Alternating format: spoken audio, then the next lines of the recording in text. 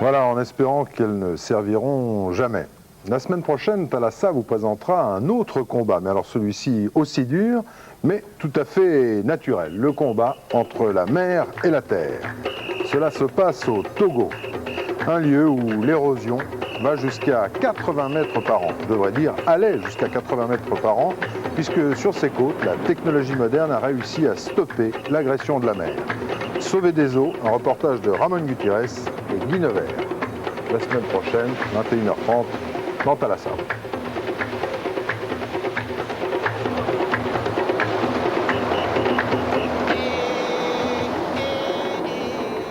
En attendant, Ramon, l'actualité de la semaine, une actualité avec un grand tableau d'honneur. Absolument, une actualité chargée de titres et de décorations, Georges. Voyez plutôt, ça commence avec la mesure Z à Lorient, on en parlera tout à l'heure. Comme Zorro, non ? C'est un paramètre qui va essayer de permettre certaines recherches particulières. Béatrice, je pense, va nous en parler. Il y a le titre de chevalier épinglé au veston de notre plus célèbre amiral, Olivier de Kersauzon. Oui. Et puis il y a, pour commencer bien sûr, par la lettre A, comme académicien, il y a donc l'entrée hier sous la coupole du commandant Cousteau, et il faut rappeler qu'il a été élu au mois de novembre, et il devient donc le 7e immortel à rentrer au Quai Conti, donc marin et immortel, absolument. Mais il est le premier, il est l'actuel marin, effectivement, dans l'actualité, il est le seul marin parmi les Verts, mais il est le 7e, on compte des noms aussi célèbres que Pierre Loti, par exemple, dans les ex-académiciens d'origine marine. Je vous propose de suivre cette cérémonie. Depuis hier, Jacques-Yves Cousteau occupe officiellement le siège de Gentelet à l'Académie française. À 79 ans, le commandant Cousteau prend place parmi les immortels. Gageons qu'il trouvera sous la coupole une tribune supplémentaire pour la défense de l'environnement et du patrimoine maritime. Monsieur Olivier de Kersauzon, au nom du gouvernement de la République française, nous vous faisons chevalier dans l'ordre du mérite maritime. Le vicomte est désormais chevalier. Après son tour du monde record en solitaire, Kersauzon a reçu le mérite maritime des mains de Jacques Mélic. Une belle médaille qui laisse l'amiral muet, mais pour quelques instants seulement. Elle est belle, la médaille. Super. Ah bon? Super. Elle est bien piquée. Les navigateurs de plaisance. Ça, le de plaisance, je pars immédiatement. On va le refaire, on va le refaire. Ça va chier. Navigateur de course. Bah, elle est nulle. Pilote de course. Et puis je vais le signer. Ah oui, exactement. Ah ouais. Navigateur de course.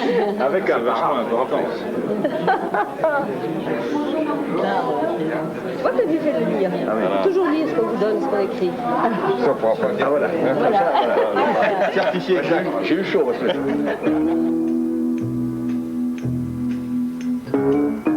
Étrange cérémonie initiatique, cette semaine, quelque part sur le littoral français.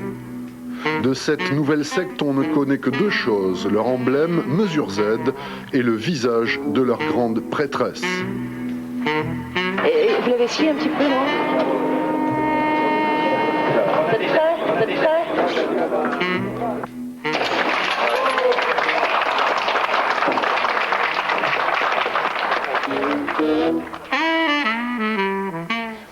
Je comprends pas du tout pourquoi ils ont mis cette musique-là.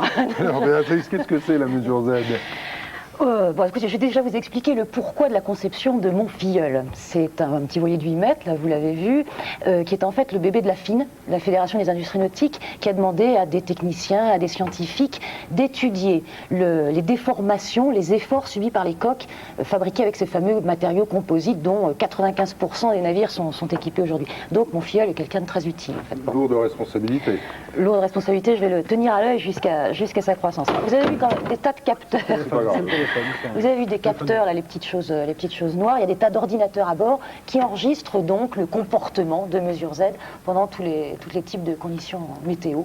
Et le but de tout ça, donc, c'est la qualité, la sécurité, et puis c'est d'essayer d'exploiter au maximum les capacités, donc ces matériaux modernes, sans copier bêtement les constructions en bois qu'on faisait jusqu'à présent. La marraine sera obligée de nous en parler au fur et à mesure des trouvailles. Je n'y manquerai pas. Ramon, on va parler d'un bateau célèbre. Un bateau célèbre extraordinaire dans son histoire. Ce bateau, c'est le fleuron de l'armée allemande. Nous sommes au mois de mai 1941. Le bateau est lancé le 18 mai 1941 et il livre un premier combat. Imaginez qu'il y a 2200 hommes à bord. Il livre un premier combat. En 6 minutes, il coule le plus grand bateau au monde à l'époque, un bateau britannique. Alors là, Winston Churchill n'accepte pas la chose. Il lance toutes les forces qu'il peut dans la bataille. Et le 9e jour d'existence donc du Bismarck, eh bien, on assiste, enfin, il sombre, mais je crois qu'il y a Bismarck, puisqu'il y a même eu couler un le film. Bismarck, absolument.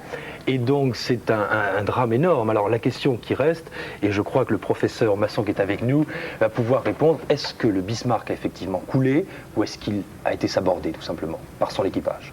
Si on en croit les rapports des survivants, il a été sabordé. Le commandant, au moment où le bâtiment était désemparé, n'avait plus d'artillerie battante, a donné l'ordre aux officiers mécaniciens de déposer des charges d'explosifs, d'ouvrir des vannes, et ces charges ont fonctionné tout au moins à bâbord. Là, on voit le Bismarck à l'époque. Quelques images. Mais c'était vraiment un bâtiment extraordinaire avec des nouvelles technologies à l'époque. Non, c'était l'aboutissement d'une construction très classique, celle des cuirassés, qui avait commencé avec le Dreadnought en 1907. Mais enfin, on arrivait à un bâtiment quand même qui faisait 42 000 tonnes ou même 50 000 à pleine charge, qui avait une artillerie de 88 mm en 4 tourelles doubles, qui avait une capacité de résistance remarquable compte tenu des alliages, des compartiments, des ponts blindés, etc. Ce qui fait qu'il était, comme on dit, enfin, théoriquement, prêt à encaisser un nombre d'obus et de torpilles extrêmement élevé. Mais il n'était pas incoulable. Aucun bateau n'a jamais été incoulable. Ce qui est extraordinaire, c'est que Sauf, ce bateau... sauf le nôtre, sauf le nôtre. Ce qui est extraordinaire, c'est que ce bateau, on l'a retrouvé à 1 millier de kilomètres, enfin 600 000 au large de Brest, plutôt vers l'ouest. Il est par 4600 mètres de fond. Ça s'est passé il y a quelques semaines. Alors on situe sur la carte. On situe sur la carte, voilà le lieu où il a été coulé. C'est vrai qu'on avait des indications sur ce lieu, ne serait-ce que par les documents de la Navy britannique, mais il a fallu un travail de recherche assez important. C'est là où une équipe dirigée par Robert Ballard est intervenue. Robert Ballard et son équipe ont travaillé pendant 1 année à peu près pour essayer de localiser ce lieu. Et donc ils ont retrouvé avec l'aide de robots, on voit tous les Cette équipe est déjà connue puisqu'elle avait travaillé sur le Titanic. Elle avait travaillé sur le Titanic en 85 en particulier. Voilà, les premières vues du Bismarck par 1000 mètres de fond, c'est ça? Par 4600 mètres de fond, Georges, précisément. Très bien 4600 conservé. mètres. Très bien conservé. Et il n'y a que quelques tourelles qui ont été abîmées. Donc cette épave ne demande qu'à être visitée plus amplement.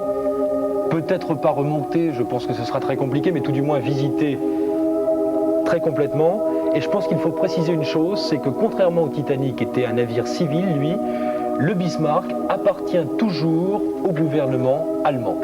Donc, pour l'instant, le bateau, on ne connaît pas sa localisation, seule l'équipe le sait. Elle compte indiquer ses précisions donc, au gouvernement allemand et donc poursuivre ensuite le travail de recherche.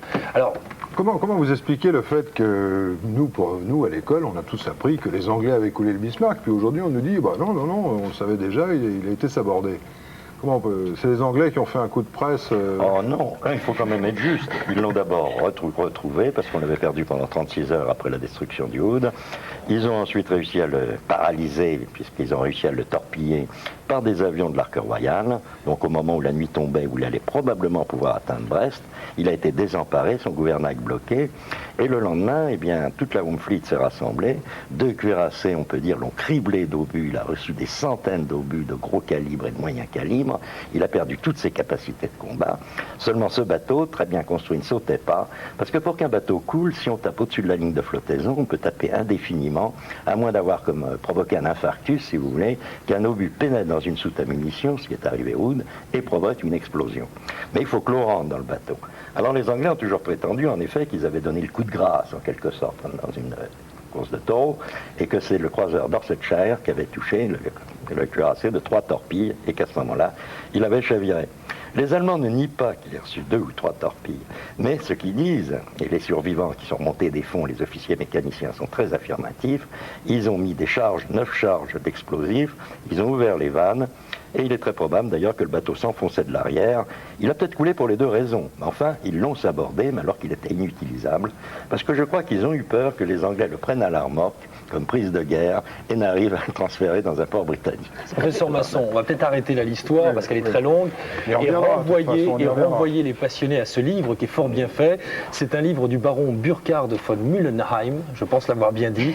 C'est le plus haut gradé parmi les survivants, ils étaient une centaine, et donc il raconte cette histoire de 9 jours, minute par minute, et lui aussi soutient la thèse du sabordage, donc sabordage par l'équipage lui-même. C'est aux éditions maritimes et d'outre-mer. Puis alors, une précision que m'a donné le professeur Masson, à l'intérieur du Bismarck, sur le Bismarck, il y avait un caméraman, alors peut-être qu'on va retrouver toutes les bobines. Pourvu qu'elle soit sauve. On va pas quitter le sous-marin, le milieu sous-marin, avec Isabelle qui s'est intéressée à une découverte scientifique. Oui, c'est ça, mais on va d'abord commencer par quelque chose qui nous est un petit peu plus proche, mais en même temps, c'est une histoire d'eau douce, une fois n'est pas coutume, pourquoi pas, et elle concerne d'abord les habitants des îles bretonnes. Pourquoi? Parce qu'ils estiment, ces habitants, que le beau temps a assez duré, et la pluie serait la bienvenue.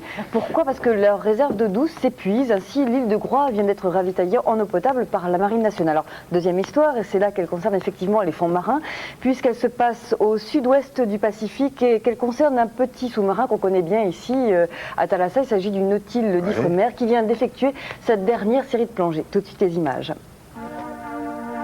Nouvelle campagne de plongée pour le Nautile. Le sous-marin jaune de l'Ifremer est allé en avril et mai dernier du côté des îles Fidji prospecter les champs de sulfure polymétallique, du cuivre, du zinc, de l'argent en quantité beaucoup plus concentrée que dans les nodules.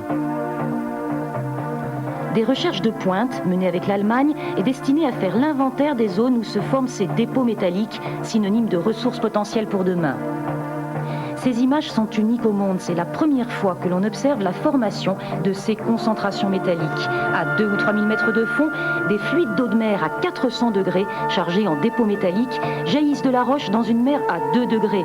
Un chaud et froid, et les minéraux se figent avant